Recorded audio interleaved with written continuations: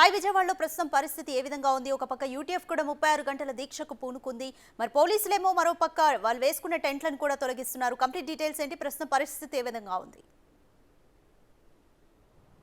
ESMA ప్రయోగించినా కూడా మా ఆందోళన విరమించేది లేదని చెప్పి అంగన్వాడీలు కూర్చుంటున్నారు. మరోవైపు ఉపాధ్యాయ సంఘాలు కూడా మా డిమాండ్లు పరిష్కరించాలని వాళ్ళు ఆందోళనకు వస్తున్నారు.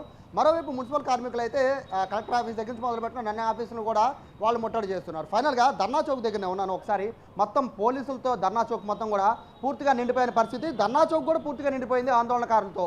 సో వీళ్ళందరినీ కూడా ప్రస్తుతానికైతే ఖాళీ చేయమని పోలీసులు చెప్తూ ఉన్నారు. బట్ మీరు ఎన్ని చేసినా కూడా ఇక్కడి నుంచి మేము ఖాళీ చేసే ప్రసక్తి లేదని చెప్పి ఆందోళనకారులు చెప్తున్న నేపథ్యంలో అంగన్వాడీలు అయితే ఎస్మా ప్రయోగించినా కూడా కదలమని చెప్పి అంగన్వాడీ కార్యకర్తలంతా కూడా ఒకసారి టెంట్లో కూర్చున్న పరిస్థితిని కూడా మనం ఒకసారి చూసినాం. కొంతమంది అంగన్వాడీకి సంబంధించిన కార్యకర్తలు ఉన్నారు.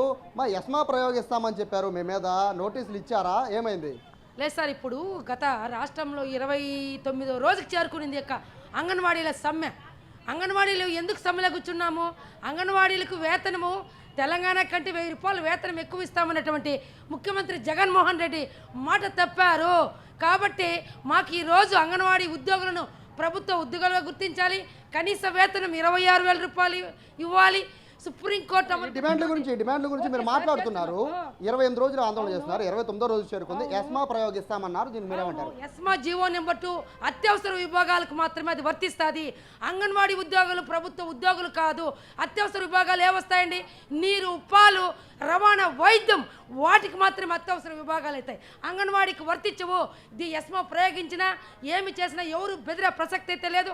1,06,000 మంది 29 రోజుల నుంచి కుటుంబాలు వదిలేసి మా న్యాయమైనటువంటి డిమాండ్స్ని పరిష్కరించండి అని చెప్పి బాలింతలంతా ఇబ్బంది పడుతున్నారు. మీరు విధుల్లోకి హాజరవ్వాలి, వాళ్ళకి గుడ్లు పాలు అందించాలని చెప్పి ప్రభుత్వం చెప్తుంది. ఏం చెప్తారు? మేము గత 29 రోజులుగా సమ్మెలోకి ఉన్నాము. మా కడుపులు గాలే మేము రోడ్డుకి ఎక్కాల్సి వచ్చింది. మరి మా పరిస్థితులు కూడా ఆలోచించాలి కదా. నిత్యావసర సరుకులు ధరలు పెరిగాయి కాబట్టి మేము కూడా మా జీతాలు పెంచాలని చెప్పేసి అడుగుతున్నాము. రోజు రోజుకి విపరీతంగా ధరలు పెరిగిపోతున్నాయి. గ్యాసు, విద్యుత్ ఇప్పుడు మీ మీద ఇప్పుడు ఎస్మా ప్రయోగిస్తామన్నారు. సో మీరేంటి విధుల్లోకి వెళ్తున్నారా లేదా నోటీసులు తీసుకుంటున్నారా? నోటీసులు తీసుకోవడానికైనా సిద్ధపడుతున్నాం. మేము ఇప్పుడు రిలే నిరాహార దీక్షలు చేస్తున్నాము. అవసరమైతే ఆమరణ నిరాహార దీక్షలు కూడా చేస్తాము. చావడానికైనా సిద్ధపడతాం, కానీ జీతాలు పెంచేంత వరకు మేము తగ్గేదే లేదు. ఈ సమ్మె విరమించుకునేదే లేదని తెలియజేస్తున్నాము.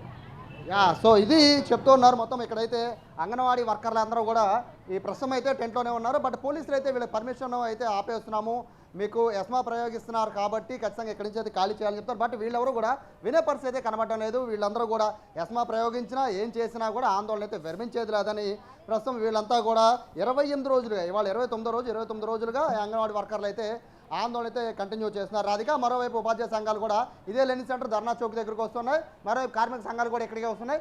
108, 104 ఆ ఉద్యోగ సంఘాలు కూడా ఇక్కడికే వస్తున్న నేపథ్యంలో మొత్తం ధర్నా చౌక్ మొత్తం కూడా పోలీసులతో ఆందోళనకారులతో నిండిపోయిన పరిస్థితి కనబడుతోంది. Radhika, right, thank you Sai.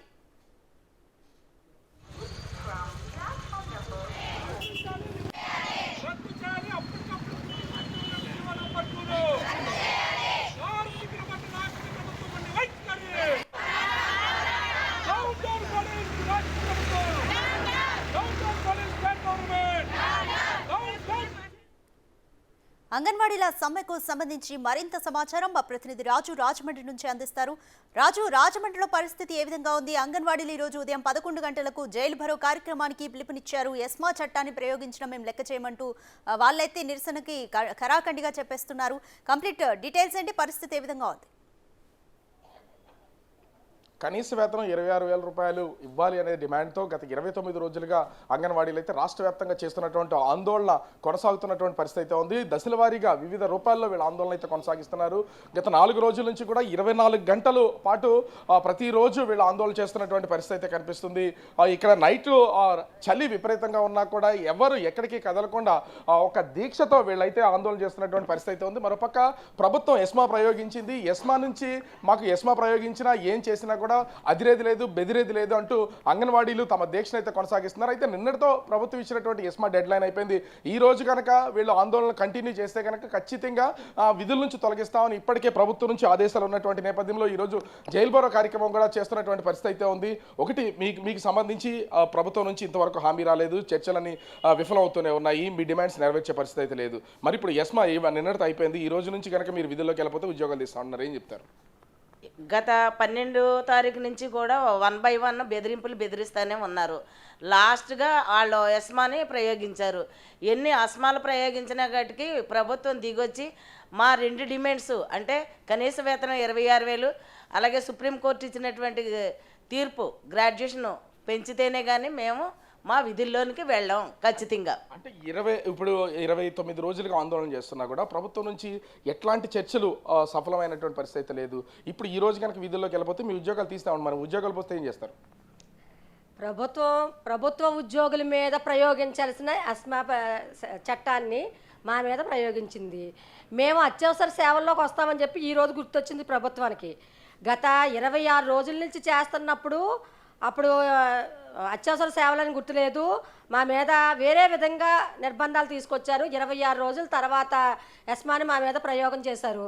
మేము కనుక ఆ చట్టాన్ని మేము ఉల్లంఘించకుండా ఉండాలి అంటే ప్రభుత్వ ఉద్యోగులుగా మమ్మల్ని గుర్తించి వాళ్ళకి ఇచ్చే వేతనాలు ఇచ్చి ఆ ఎలవెన్స్ కూడా మాకు వర్తింపజేస్తే మేము ఈ క్షణమే సమ్మె విరమింపు చేసేస్తాం. మీ వల్ల చాలా మంది ఇబ్బంది పడుతున్నారు, గర్భిణీ స్త్రీలు, అదేవిధంగా పిల్లలు, పసిపిల్లలు ఇబ్బందులు పడుతున్నారు అని చెప్పేసి ఇప్పటికే ప్రభుత్వం నుంచి చాలా విమర్శలు కూడా వస్తున్నటువంటి పరిస్థితి ఉంది. మరి ఇలా చేయడం ఎంతవరకు కరెక్ట్ అనేది?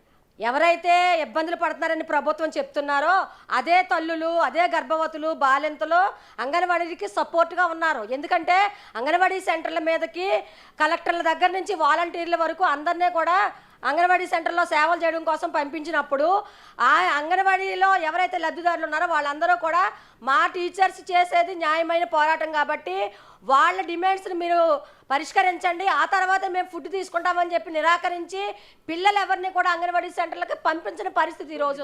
జైలు భరో అయితే ఉంది, అరెస్టులు చేసే పర్వం అయితే కొనసాగుద్ది. ఇన్ కేసు మీకు చర్చలు సఫలం అవ్వకపోతే హంగర్ స్ట్రైక్ 11వ తారీఖు నుంచి అన్ని అనౌన్స్ చేశారు. ఇప్పటికే దీని మీద ఏమైనా అదే స్టాండ్లో ఉన్నారా?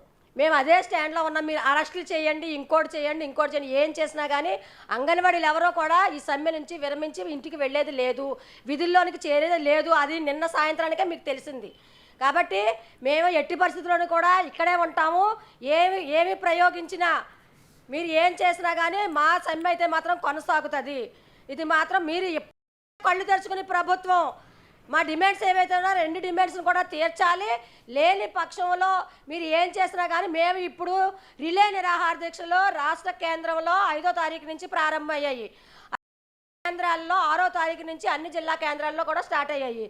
మీరు ఇప్పటికి కూడా మా సమస్యలు తీర్చకపోతే ఆమరణ నిరాహార దీక్షలో కూర్చోడానికి మేము సిద్ధంగా ఉన్నాం. అంటే మొత్తానికైతే చూడొచ్చు, అంగన్వాడీలు చేస్తున్నటువంటి ఆందోళన రోజు రోజుకి తీవ్రతరమైనటువంటి పరిస్థితి అయితే ఉంది. రిలే నిరాహార దీక్షలు ఇప్పుడు ఆమరణ దీక్ష వైపుగా వెళ్తున్నటువంటి పరిస్థితి అయితే కనిపిస్తుంది.